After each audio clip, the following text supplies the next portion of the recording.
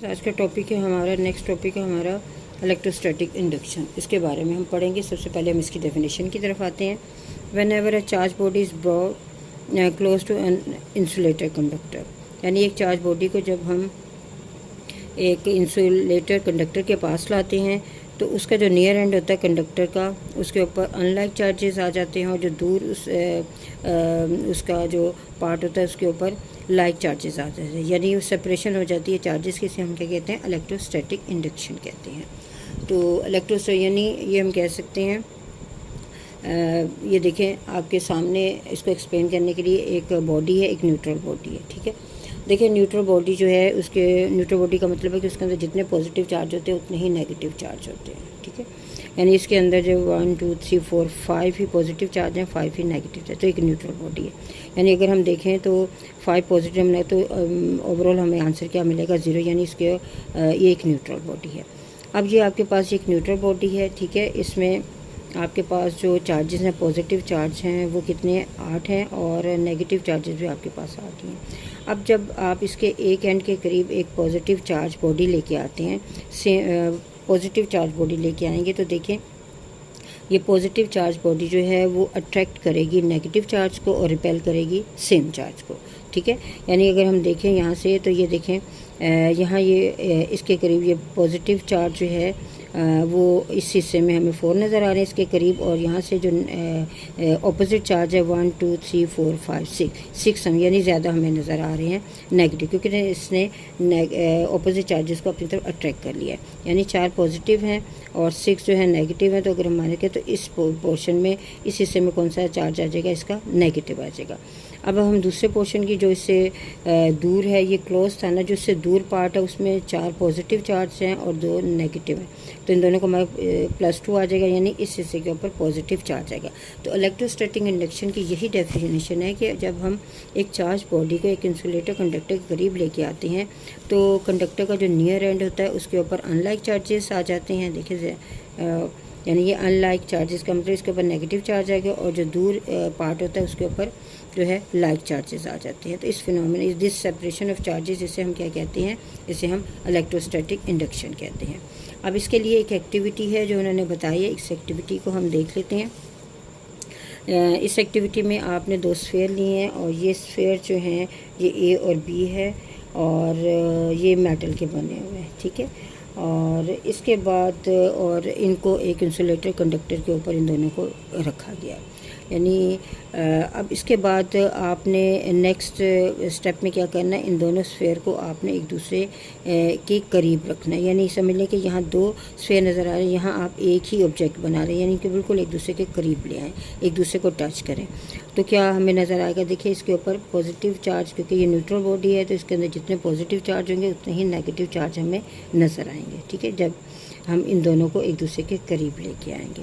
अब इसके बाद जब अब आप इसके एक स्फेयर के करीब जो है पॉजिटिव चार्ज बॉडी लेके आएँ, तो पॉजिटिव चार्ज बॉडी जो है इस स्फेयर के जो ये पार्ट है, ये जो हिस्सा है, यहाँ वो इसके ऑपोजिट चार्ज को अपनी तरफ अट्रैक्ट कर लेगी। यहाँ नेगेटिव चार्ज जो है वो डेवलप हो जाएगा, और जो फार एंड होगा दूर वाला, उसके ऊपर पॉजिटिव चार्ज आ जाएगा, अकॉर्डिंग टू इलेक्ट्रोस्टैटिक इंडक्शन।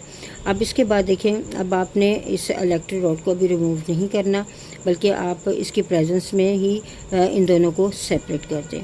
तो जब आप सेपरेट करेंगे तो ये जो एक के ऊपर जो पॉजिटिव चार्ज है, एक के ऊपर नेगेटिव चार्ज है, ये यूनिफॉर्म इनके ऊपर डिस्ट्रीब्यूट हो जाएगा। तो इस तरीके से हम जो है वो चार्ज को क्या कर सकते हैं? डेवलप कर सकते हैं बाय इलेक्ट्रोस्टैटिक इंडक्शन। यानी इंडक्शन की वजह से भी हम किसी बॉडी के ऊपर चार्ज को डेवलप कर सकते हैं। इससे पहले हमने पढ़ा था बाय रबिंग, फ्रिक्शन की वजह से भी हम बॉडी में जो है वो चार्जेस को क्या कर सकते हैं? वो हम उनको डेवलप कर सकते हैं, ठीक है। तो ये था हमारा आज का टॉपिक, ये एक्टिविटी थी, और आप इसे अच्छे तरीके से जो है वो रीड आउट कर लें और अपने वर्ड्स में इस एक्टिविटी को आप लिखेंगे। अब हम नेक्स्ट न्यूमेरिकल की तरफ आ जाते हैं। नेक्स्ट न्यूमेरिकल जो है हमारा 11.7 है। इसमें हमारे पास जो उन्होंने स्टेटमेंट दी है वो स्टेटमेंट ये है, a ship send out ultrasound that returns from the sea bed is detected after 3.42 seconds if the speed of ultrasound is 1531, what is the distance of sea bed. ठीक है, तो इसमें हमारे पास टाइम गिवन है, तो हमने एक साइड का टाइम निकालना है, इसे हम 2 से डिवाइड करेंगे और इसके बाद स्पीड दी गई 1531 और हमने डिस्टेंस निकालना है। तो डिस्टेंस निकालने के लिए वही फार्मूला हम लगाएंगे और इसके बाद इन दोनों को आपस में हम जब मल्टीप्लाई करेंगे तो हमारे पास आंसर आ जाएगा 2618 मीटर। ठीक है, तो हमारे पास इसका ये आंसर आएगा। अब नेक्स्ट न्यूमेरिकल की तरफ आते हैं। नेक्स्ट न्यूमेरिकल है the highest frequency sound human ear can hear about 20,000। ठीक है, what is wavelength at temperature 20 degrees centigrade? What is the wavelength of low sound of about 20 hertz? What is the speed of sound and assume the speed of sound is 343। यानी उन्होंने आपके पास दो frequency है, एक है highest वो है 20,000 जिसे हम इंसानी कान सुन सकता है और दूसरी है लोएस्ट वो है 20 hertz. Speed of sound 343 metre per second है और हमने वेवलेंथ निकालनी है दोनों साउंड की। अब फॉर हाईएस्ट साउंड के लिए हम ये फार्मूला वेव इक्वेशन लगाएं, v = f लैम्डा और यहाँ से लैम्डा को सेपरेट करें और 343 को डिवाइड करें 20,000 से।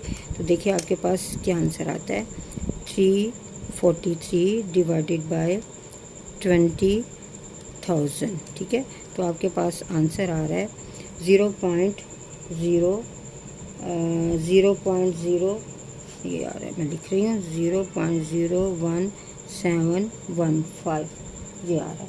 तो अगर आप यहाँ डेसिमल यहाँ पुट करें तो 1.7 10 की पावर आपके पास क्या आ जाएगा, -2 आ जाएगा। ठीक है, आपके पास -2 जो है वो आंसर का इसका यूनिट जो है वो मीटर है।